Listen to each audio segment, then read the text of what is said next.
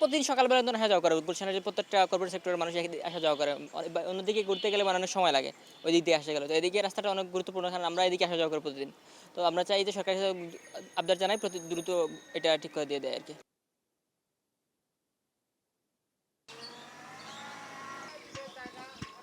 টা আর উত্তর পাশে একদম লেভেল, রাস্তা লেভেল। এখন এই ড্রেনটা নিচের থেকে সিটি কর্পোরেশনের লোক আইসা ছুটায় দিলেই সমস্যার সমাধান হয়ে যাবে, দ্রুত হয়ে যাবে, এটা কোনো ভুল নাই।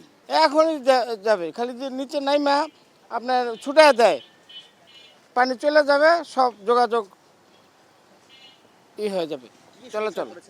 সমস্যা আমরা মানে এই যে ওয়ান ওয়ে হয়ে গেছে রাস্তা, আগে ছিল ডাবল, এখন একটু পরেই স্কুল খুলবে, তারপরে অফিস আদালতে মানুষ যাবে, এখানে আবার ঢাকা চাকার গ্যারেজ আছে, অনেক গ্যারেজ আছে পাশে, এই রাস্তা দিয়ে আসা যাওয়া করে গাড়ি।